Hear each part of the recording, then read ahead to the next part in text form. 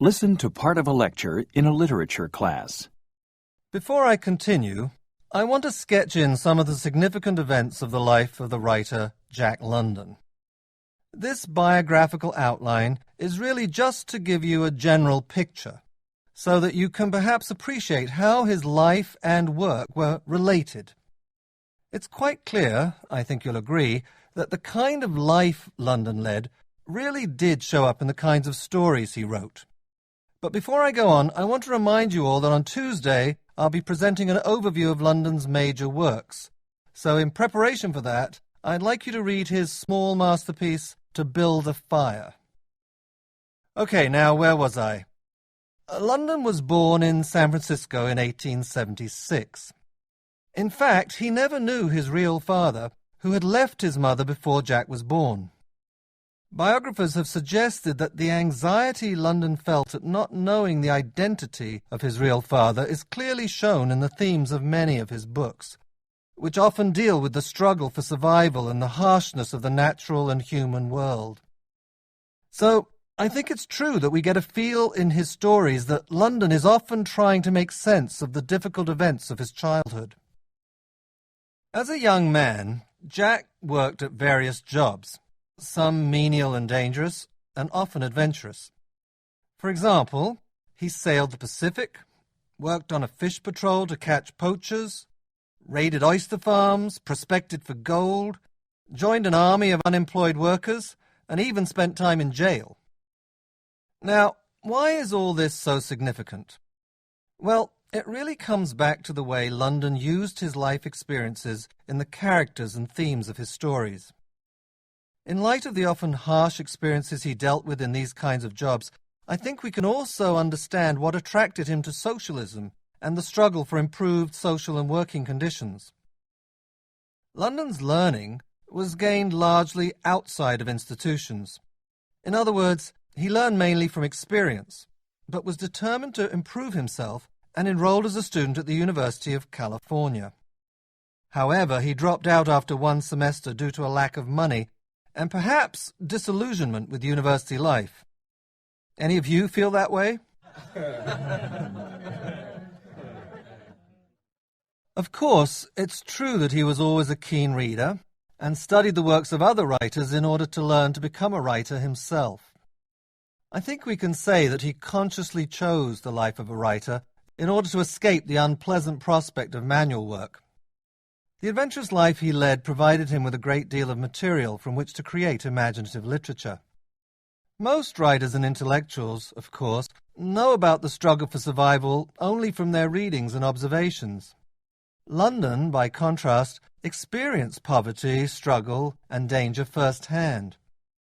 Take, for example, one of his first published stories, Story of a Typhoon off the Coast of Japan, which was taken directly from his experience as a sailor in the Pacific when he was just 17.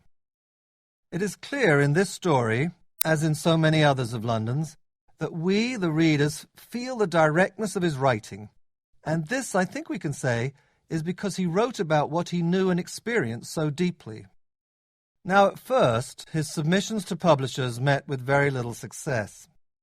However, he was very determined, and he forced himself to write 1,000 words per day. This disciplined approach to writing eventually paid off, and he gained international fame with a large output of writing. In total, he published over 150 stories, 18 novels, and 7 books of non-fiction, and many of them were translated into different languages. His novel, The Call of the Wild, was the one that brought him lasting fame, and many of his short stories are considered classics. It's true to say, though, I think we can admit, that not all his works are especially good literature. He often wrote carelessly, and there's a considerable part of his output which I think it is fair to say is uninspired and uninteresting to the modern reader. In the last period of his life, London tried his hand at agriculture.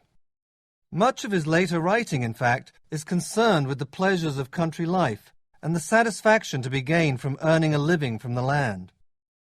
He pursued this interest with characteristic energy at his ranch in California, and he continued a tight work schedule right up to his premature death at the age of 40 in November 1916. Now get ready to answer the questions.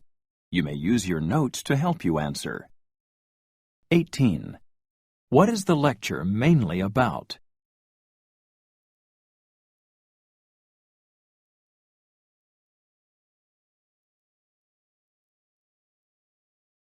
19. According to the professor, what effect did the absence of a father have on London?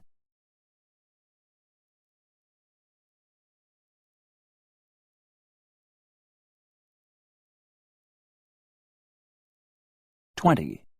What does the professor mean when he says this? However, he dropped out after one semester due to a lack of money and perhaps disillusionment with university life. Any of you feel that way?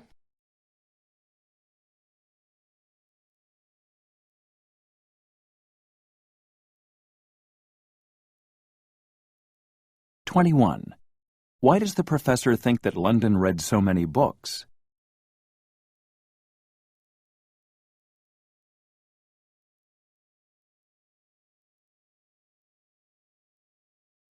22. What does the professor imply about London's success?